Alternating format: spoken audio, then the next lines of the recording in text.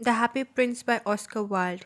The statue of the Happy Prince stood high above the city. It was covered with gold, its eyes were bright blue jewels, and a red jewel hung from its waist. Everyone thought that it was very beautiful. Why aren't you like the Happy Prince? Mother said to the little boys when they cried. Sad men looked at the statue and said, I am glad that someone in the world is happy. One night a little bird flew over the city. The other birds were all in Egypt now. Where can I stay tonight? He thought. Then he saw the statue. I will stay there, he thought. It is high up, so there is plenty of fresh air. He landed between the feet of the happy prince. I have a golden bedroom, he thought, but as he put his wings under his head under his wings, a large drop of water fell on him. He looked up. That is very strange, he thought. There is not a cloud in the sky, but it is raining. Then another drop fell. I cannot stay in a statue that does not keep me dry, he thought. I must find another place. And he wanted to fly away, but as he opened his wings, a third drop fell. He looked up and saw, what did he see? The eyes of the happy prince were full of tears. Tears ran down his golden face. The face was very beautiful in the moonlight, and the bird felt sorry for him. Who are you? Asked the bird. I am the happy prince. Then why are you crying? I am wet with your tears. When I was alive, said the prince, I had a heart like every other man, but I did not know what tears were. I lived in a palace where there was no sadness. In the daylight time, I played with my friends in the beautiful garden, and in the evening, I danced. There was a high wall around the garden, but I did not know what lay on the other side.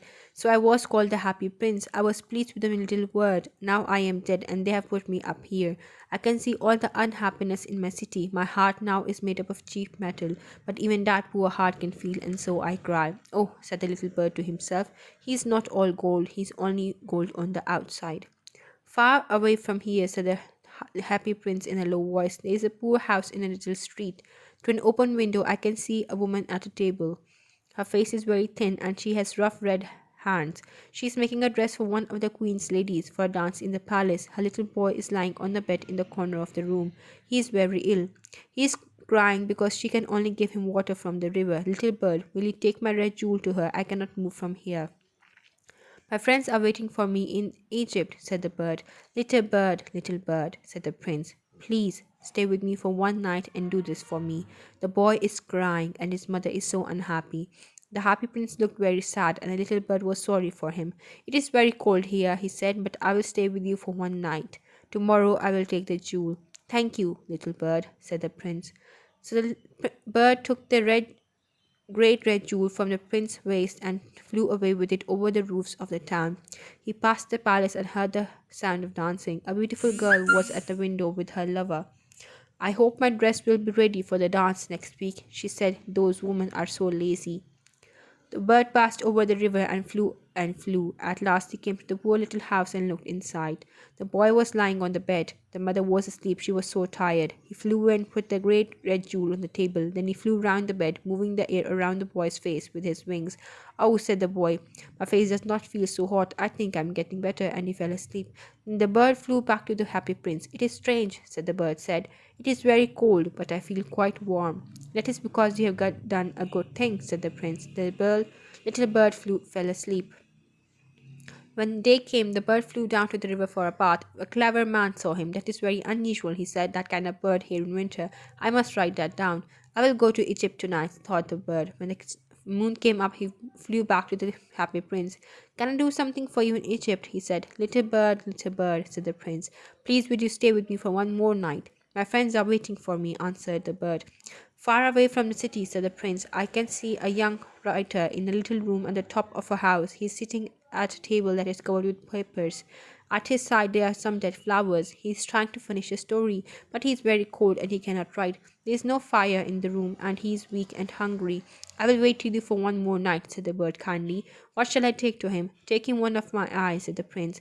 They are made up of beautiful blue stones from India. The young man can sell it and buy wood and food. He can finish this story. Take out your eyes, dear prince, said the bird. I cannot do that, and he began to cry. Do it, said the prince. So the bird took out the prince's eye and flew away to the young man's room. It was easy to get in there because there was a hole in the roof. The young man was sitting with his head in his hands, so he did not hear the bird's wing. When he looked up, a beautiful blue jewel was lying on the dead flowers. Someone likes my stories, he cried happily. This is a gift from someone who has read my books. Now I can finish writing this story. On the next day, the bird flew down to the river. He watched the seamen working on the ships. I am going to Egypt, he cried, but no one listened to him. When the moon came up, he flew back to the happy prince. I have come to say goodbye to you, he said. Little bird, said the prince, please, will you stay with me for one more night? It is winter, answered the bird. The snow will come soon.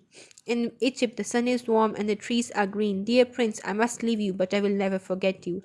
A little girl is standing here in the square below. She is selling eggs. Her eggs have fallen on the ground and they are broken. She has no money to take home. Her father will hate her. Take out my other eye and give it to her. I will stay with you for one more night, said the bird, but I cannot take your other eye. You will not be able to see. Do it, said the prince. So the bird took out the prince's other eye and flew down with it. He flew to the girl and put the jewel in her hand.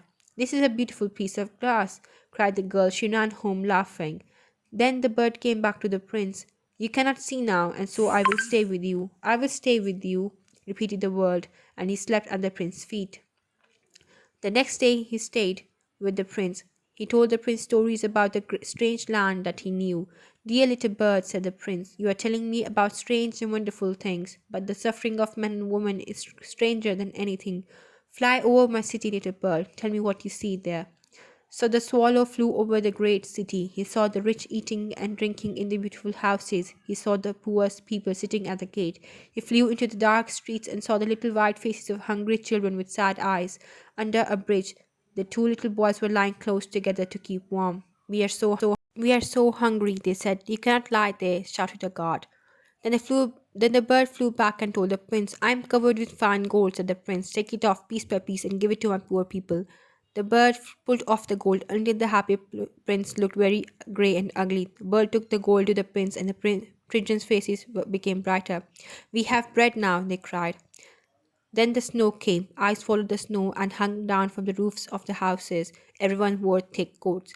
The little bird became colder. He did not leave the prince because he loved him too much, but he was dying. Goodbye, little prince. Can I kiss you? I'm so glad you're going to Egypt, said the prince. You have stayed too long. Kiss me because I love you. I'm not going to Egypt, said the prince. I'm going to the house of death. He kissed the prince and fell down dead at his feet. Then there was a strange sound inside the statue. Crack! The metal heart broke into two pieces. Early next morning, an important man in the city was walking below with two of his friends. He looked up at the statue. The happy prince does not look very bright, he said. The red stone has disappeared. His eyes are not there, and he is not golden. He looks like a beggar. Yes, he does, said the man's friend. Here is a dead bird at his feet, said the officer. We must make an order that birds cannot die here. They pulled down the statue of the happy prince and put it in the fire. A stream of bright red metal ran out. This is strange, said the workman. This broken piece in the middle of the statue has stayed hard. We must throw it away. So they threw it away with the dead bird.